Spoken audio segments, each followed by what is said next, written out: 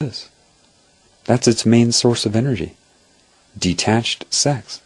No love. That's why in the Holocaust, their biggest research, some of it was, of course, how to get people fearful. They were studying mind control, that if you disconnect them from love, they can be mind controlled. Why do you think they were obsessed with the bond between the mother and her child? That was love. They weren't trying to figure out the beauty of it, they were trying to destroy it. Certain chemicals, electromagnetism, everything. Implemented now. This is what that was all about. This is why everything has become so perverted and detached. They're eating the energy. Every time you have an orgasm, especially to something perverted, what is that? You need to ask yourself, why am I having an orgasm? Looking at a two-dimensional image, some perverted pornography, you're just rewiring your brain because you're not connected to love and spirituality. It just becomes a thought that triggers the orgasm, the symbol. They attach themselves energetically to that symbol, and when you have an orgasm and emit that energy, it goes to that. You talk about celibacy like, again, that's how they screw with you. You are either good or you are bad. It has nothing to do with good or bad. You just happen to be inside of a tumor. And unfortunately, that's what makes it grow. If you weren't, have sex with love all you want. But that's not your paradigm right now. And so, if you hear this and you continue to do that, well, if you don't connect to the Creator, you won't be able to stop sex. It's more addictive than crack. Sex detached from love is an addiction. Look how much energy you put into getting it. And then how long does that orgasm last? You go through a refractory period and you find yourself looking to do it again. Why do you think porn gets worse and worse and worse? Just like people need more and more and more of a drug. It's, you don't understand. It's the life essence they absorb when you do that. It's the whole point. So, I mean, how many detached orgasms do you think occur every day on this planet? It is not about whether sex is good or bad. That's why they're really hitting up children. They're hitting up both ends, getting them to be detach, and hip-hop plays a big role in that. Gothic, emo type of stuff plays a huge role in that. All created for kids, thinking they're rebelling when it's all created by these crazy men in their, World Bank suits. That's why Disney starts you early thinking about sex. They need that. That's their energy. And they have to attach it to violence to make it perverted. That's why you have cheerleaders at a football game. That's why you have sex scenes in horror movies. They're trying to combine violence with sex because then to be violent is to not appreciate another creation, which is a guarantee that you're not connected to love. Therefore, the energy is usable by the cancer. It's not about whether you're good or bad. It's about you're being used to your own demise. And when it attains enough energy, it makes that scalar jump. And all the Illuminati, all the people that worshipped this energy, that were promised everything under the stars. Here, look, I want you to be alive. Here, look, see? I'll make you immortal. Here's the technology for it. Here, I want you. Trust me. Sure. It follows their thought stream. They're disconnected, so it's easy. That's what psychic is. Psychics are not connected to intuition. Most of them. At all. They're reading the energy of this cancer, which tells them whatever they want it to be.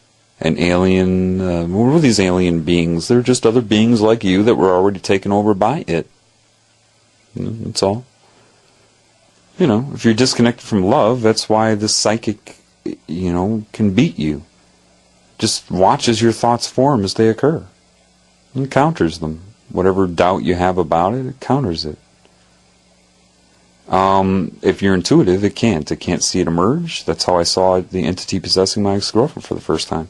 So the eyes of intuition caught it off guard.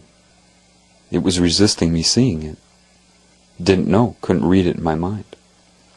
In your scalar relationship with the Creator, you're afforded your individuality and individual expression, not cancer. Once it takes you over, you're a slave. You think you have power. Witches think they have power. These sorcerers think they're using the Kabbalah. See, you have sorcerers, witch people that get into this.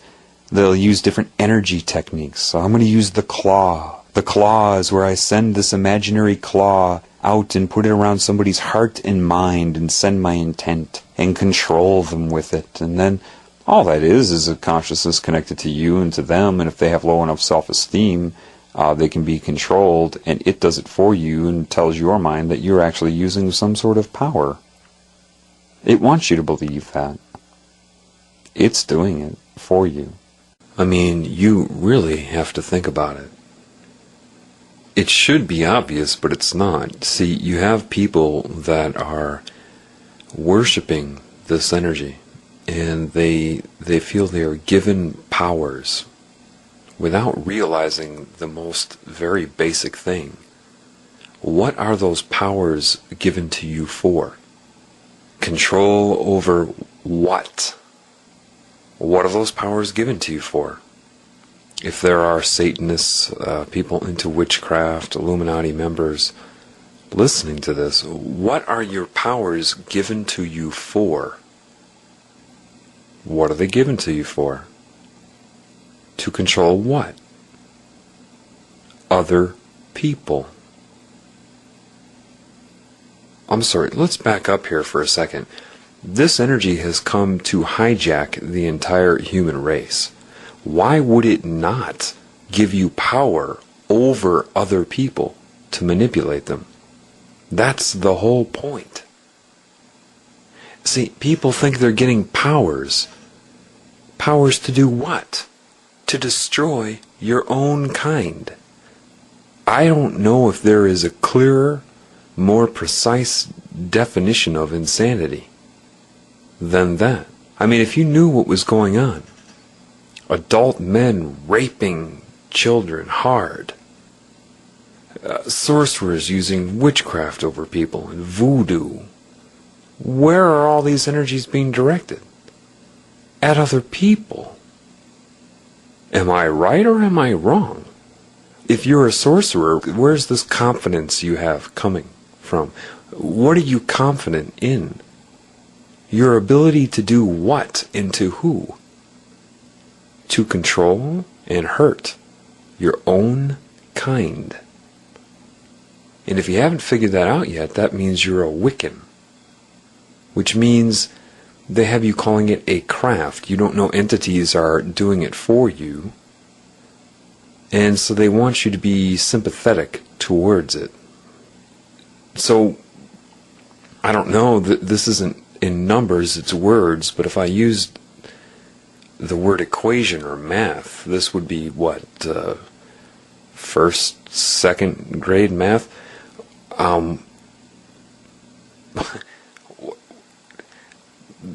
How hard is it to be able to deduce that they are going to take away all of your freedom when the time's right? That when the time is right to hijack the human race, those that were doing it, that were promised to not be harmed when it happens, to be given a break because they helped. How did they help again? Let's just recap. What were they doing to, quote, help? Oh yeah, destroy the whole human species. What are they? Oh, that's right. They're the human species. What was its agenda again? To give you power to do what? Control and harm and manipulate and destroy the human species. You know, they look at it like, well, I myself am not doing that. They don't understand the collective impact of the whole thing. They don't get it. They think they're going to be spared for some strange reason. The mind control works to convince a species to